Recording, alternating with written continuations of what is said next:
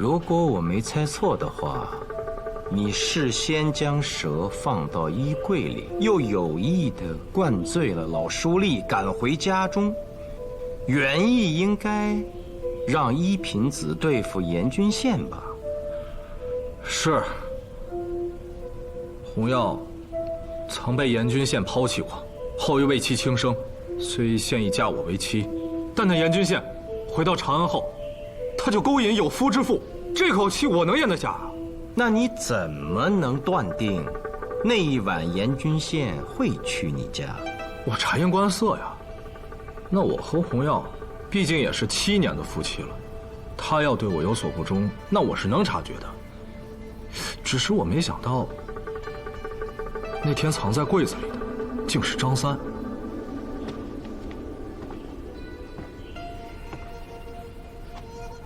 事已至此，你应把所知道的毫无保留的全都告诉我。我都说了呀。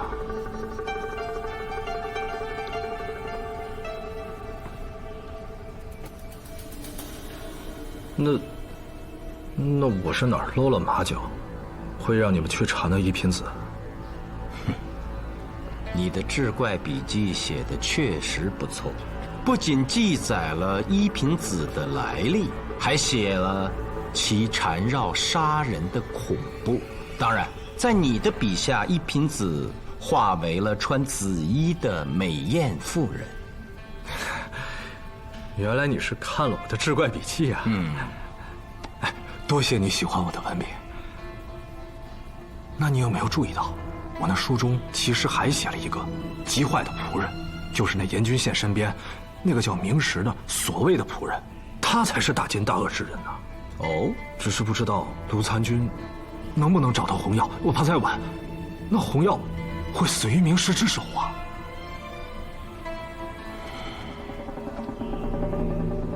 如果我的预感没错，你仍有隐瞒。你到底在隐瞒什么呀？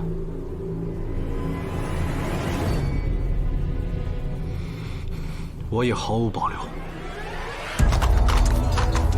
雍州府查案，有没有见过这个人？雍州府查案，可看到此人套着马车出城。这个人有没有出过城？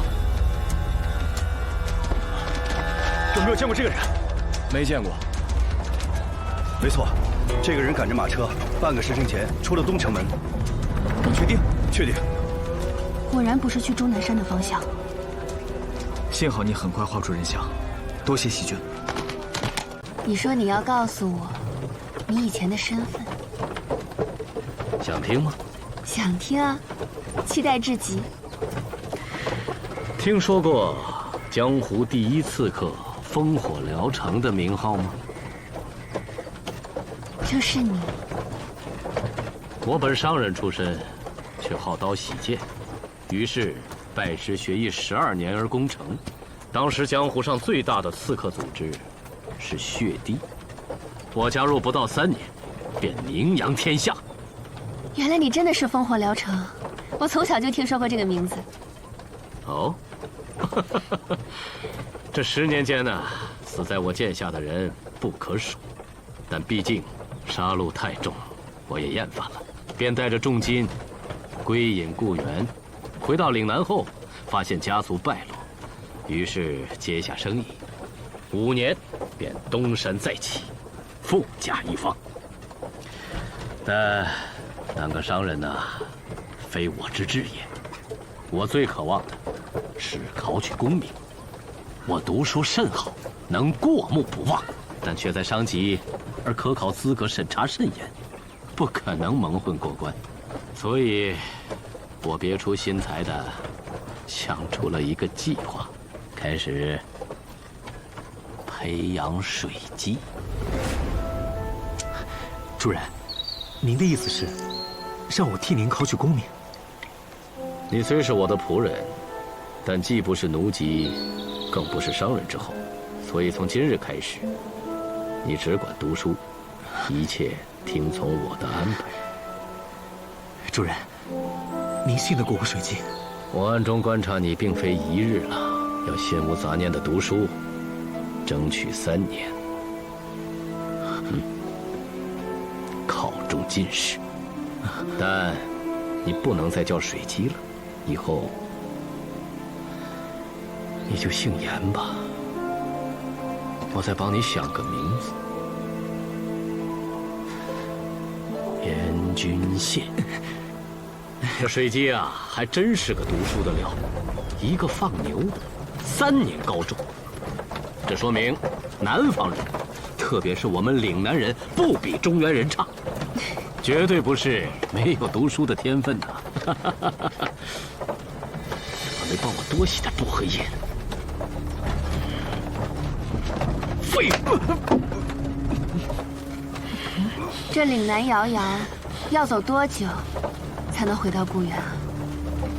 你我相伴，何愁前路迢迢啊？可这一路上，并非你我二人，岂不扫兴？莫非明郎在岭南独缺这一个做过官的水姬？不缺，家奴有的是，没把他留在长安，是怕人发现他的尸体。你我走得不逍遥啊。那现在，停一下。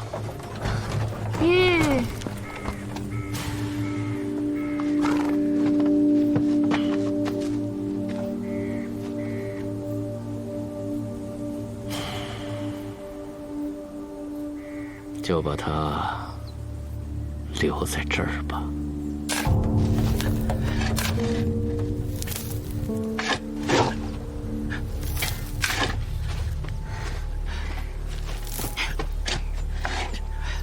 明郎可是口渴了？是啊，要是嘴里能嚼点薄荷叶就好了。我刚才看到那边有野薄荷，我去给你摘过来。啊？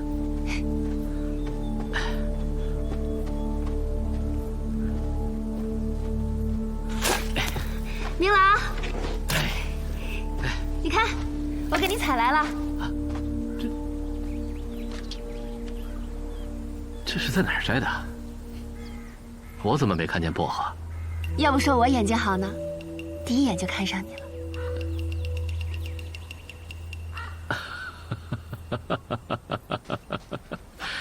难怪当年水姬被你迷得神魂颠倒啊！你呀，真是天生尤物啊！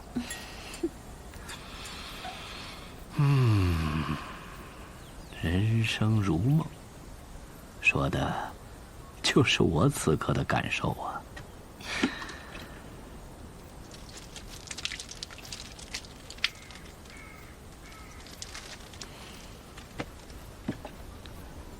哎，先干正事儿。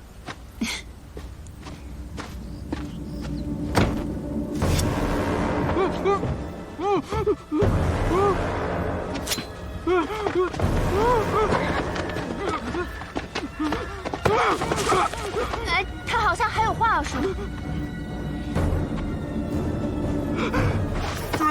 主人，你放了我，我跟你回岭南，继续做你的家奴。主人，美人，你说呢？你们主仆2人之间的事情，我不便插嘴的。红药，你替我求求情啊！红药，我走到今天这一步，也都是为了你啊！红药，真是痴心妄想。他与你只是逢场作戏。7年前，他第一眼看上的就是我。这怎么可能？那个时候我是主，你是仆，他怎么可能会？严君宪，刚才明郎还在夸你会读书，现竟蠢到如此地步。我若是明郎，定把你活埋了。没错，不埋他，我会费力挖这么大的坑。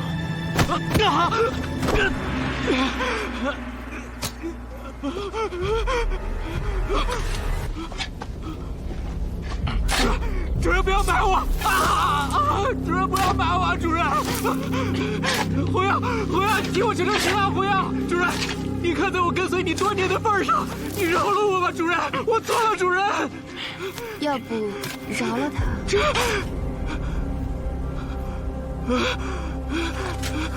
现在来不及了，经此一番，若还让他在我身边，万一他找着机会，在我天天吃的薄荷叶上下毒，那我岂不是会死得很难看？水姬，你本来连个姓都没有，是我给你起名叫严君宪，可你不听话呀，还想杀我。回到岭南后，我会给你建一个讲究的衣冠冢，毕竟你也在县城里让我当了一回幕后的县尉，让我过足了瘾呢。哎，对了，这衣冠冢上我就给你写上盐水鸡，如何呀？盐水鸡不是道菜吗？可惜呀，它不争气，最终成为一道菜。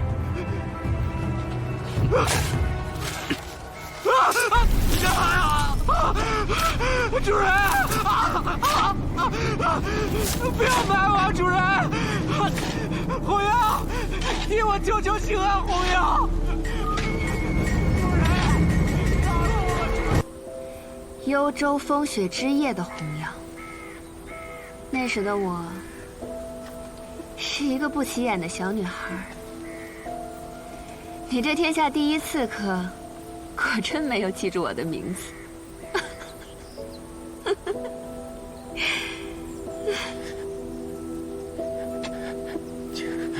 竟是仇家，那你费尽心机跟他在一起，嫁给孟不疑，这所做的一切，都是为了靠近我，然后报仇。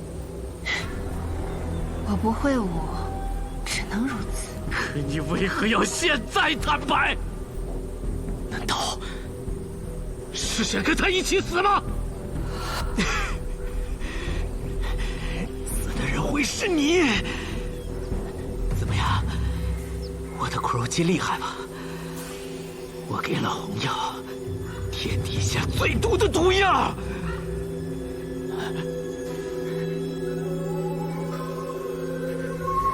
我刚才看到那边有野薄荷，我去给你摘过来。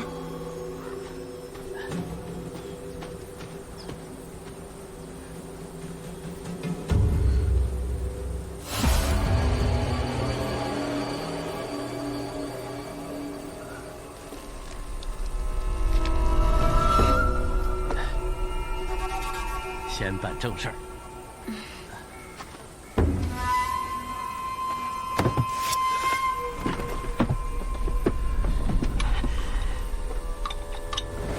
你平时太多疑了，我给你洗的薄荷叶，你都要自己重新再冲洗一遍，不如此，我们怎么有机会杀了你？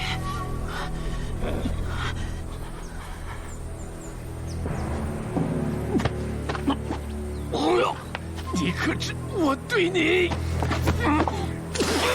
红瑶，快救我！啊！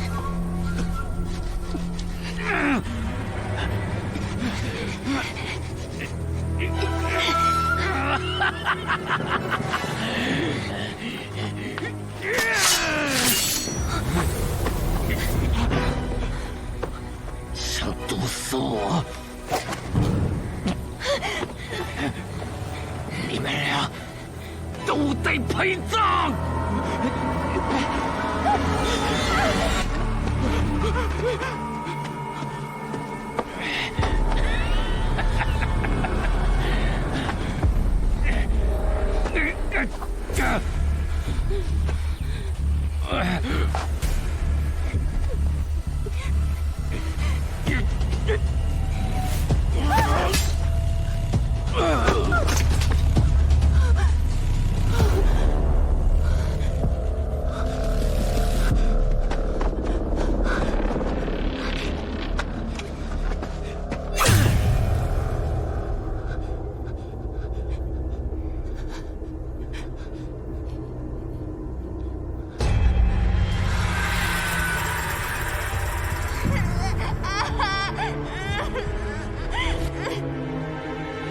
后面发生的，你们不都知道了吗？趁孟不疑夜职，你约严君宪来到家里，想要杀了他，继而引出明石。默认了。那孟不疑当是你的同伙，因为那条能杀人的一品子，就是他藏在柜子里的。我不知道什么一品子，孟不疑更不知我所做之事。前番所述，皆为洪耀一人谋划。所以张三也在你的谋划之中。是，都有仇，就一起杀了。洪耀认罪，大仇已报，虽死无憾。何人击鼓？薛县长，去探。是。孟不疑，为何击鼓？来抓我！我是杀人凶手。击鼓者孟不疑带到。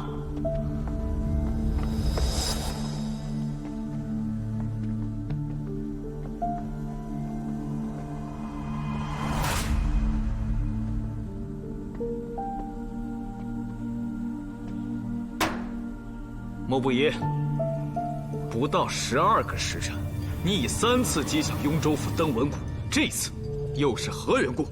我来自首。户部令史孟不疑杀恶霸张三，现前来自首。你杀了张三？对，我杀了张三。我最近常精神恍惚，也闹不清我是写志怪写的，还是因为我失眠多梦闹的。我怀疑这洪耀与那严君宪私通。那天夜值，我眼皮子一直在跳，我越想越不对，于是便返回家中。虽捉奸未果，但我却发现了一对男靴就藏于我家床榻之下。我当时碍于面子，并未当面揭穿。我抱着纸卷离家之后，越想越气，于是我便又返回家中。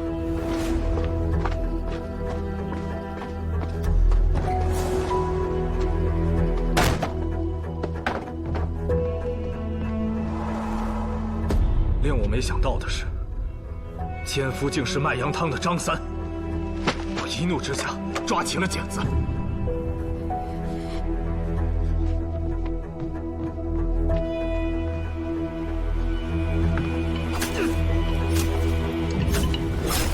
我身为进士，又供职于户部，却因怨生恨杀了人，当罪加一等。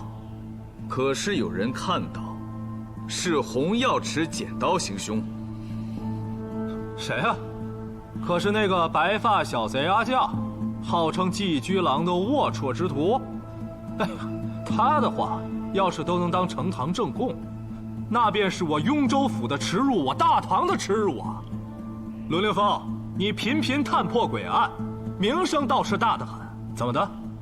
我今天来自首，你不会是怕我抢了你的风头？我已认罪，愿伏法，当从速结案。哎呀，孟令史认罪，这是好事啊，但证据需确凿，所有的细节需严丝合缝，唯有这样，卢参军才好结案嘛。要什么证据？作案凶器，那把剪刀现在何处？我丢了。丢哪儿了？曲江之中。曲江那么大，你是在哪儿丢的？用了多大劲儿？扔了多远啊？我黑灯瞎火的，谁记得住啊？在太医署药园，一棵很高的天麻下，我亲手埋的。洪耀，娘子，张三曾奸杀青青，她是我阁楼的姐妹，亦是我亲眼所见。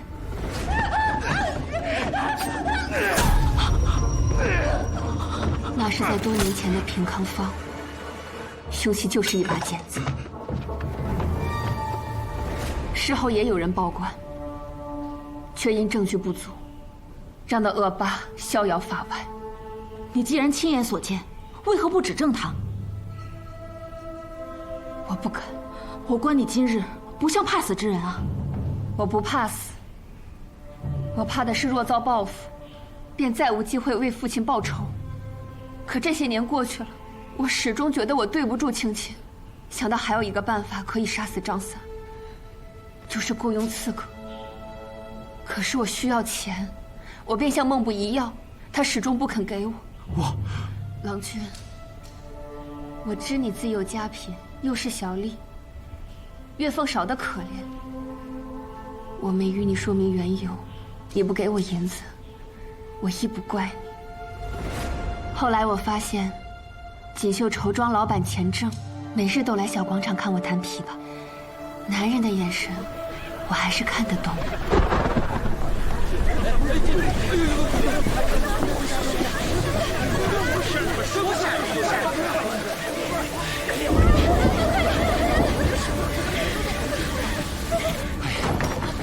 有人！对不住。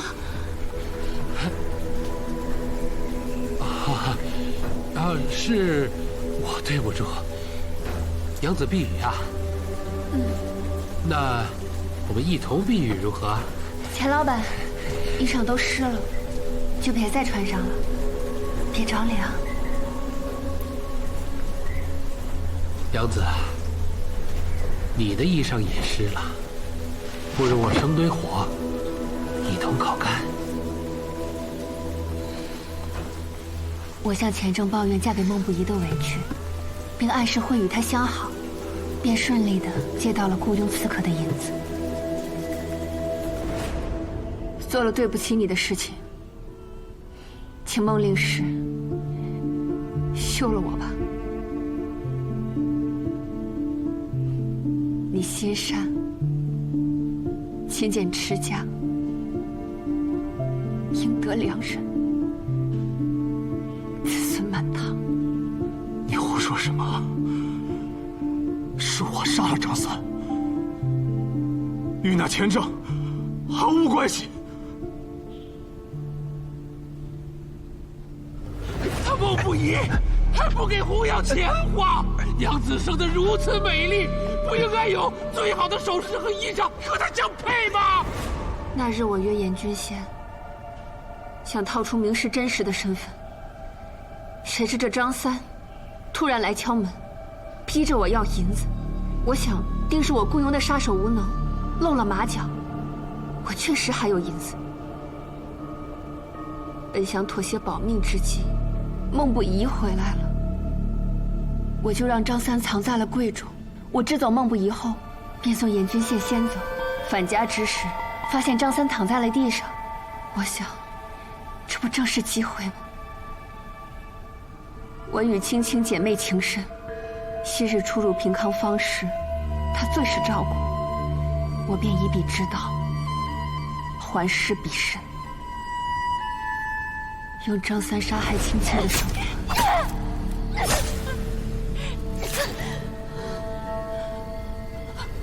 杀人者红药，与孟不疑无关。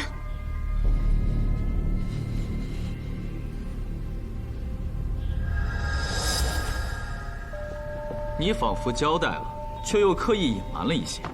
我问你，一品子藏在柜中，你可知？有蛇？不知。若有，定是他自己爬来的。我家离曲江很近。一品子可不是普通的蛇，且孟不疑也已交代了，欲利用蛇行凶的企图。看来你夫妇二人，并没有机会串供啊。好了，我来还原一下。我又请了多位仵作联手再次验尸，我们共同推断，张三死于窒息，也就是说，他是先被蛇勒死的，故洪耀以剪刀刺死张三，罪行不成立。多谢苏先生大恩，救我娘子性命。但即便张三已死，以利器刺尸体亦有罪。我知道，当如何判罚？新帝登基未久，正严整风化，毁尸者至少徒3年或情刑。我家娘子容颜美貌，她生性喜好热闹，若容颜被毁，你说她日后怎么去给人们弹琵琶伴奏呢？我这人吧，生来无趣，不会哄娘子开心。若再不能出门散心，您让她此生如何能得到快乐？故我想请裴小姐给她代换，我愿等她3年，请她切莫选择情形。王不疑，拜托了。洪耀做主，此事不能听夫君的，请尽快对我实施情形，越快越好。人生苦短，若能早日夫妻团聚，这情形的疤算得了什么呢？洪耀，洪耀，二位恩人莫再劝。如今大仇已报，唯对不起孟老，怎忍心再让他等我3年？我意已决，请裴小姐代为向卢参军禀告。洪耀感激不尽。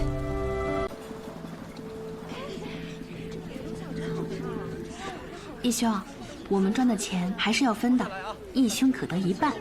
哎呀，使不得，这哪行啊？不是给你自己的。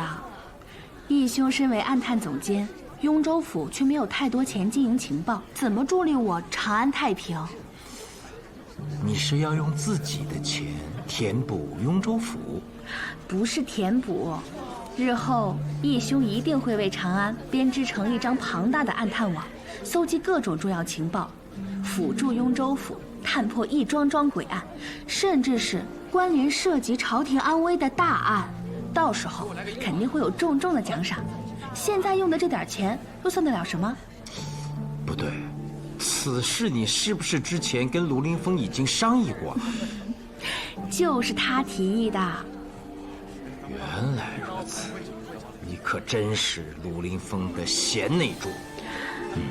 不过义妹放心，苏某绝不会中饱私囊，所得钱全部用于经营情报上。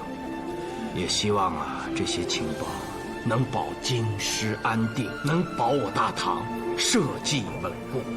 若真的因此得了奖赏，自当双倍还于义妹。以义兄的人品、智慧、魄力，孰敢有疑？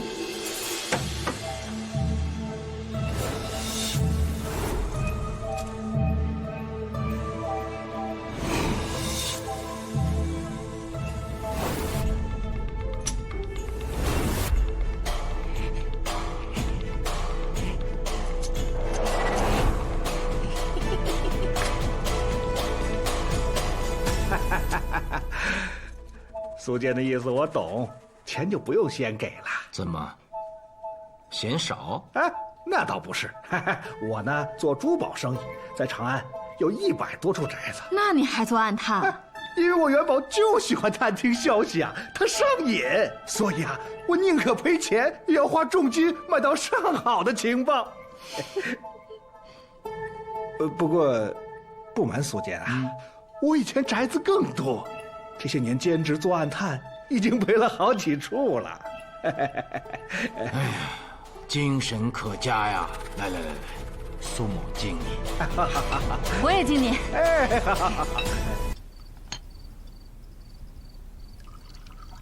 墨影幽燕，对，昔日在刺客组织血滴中与烽火燎城齐名，但更为凶残，每行刺必将目击者尽数杀光，故至今无人知其相貌。这血滴的卷宗，我在大理寺也曾看到过。墨影幽燕，仅在长安就有94人死于其手。墨影应制黑衣，幽燕莫非是善用火之辈？据传闻，这刺客杀人时只穿白衣，甚至都没有人知道他是男是女。此番若真敢入长安，卢某必擒之。待砍头之日，让长安百姓观礼。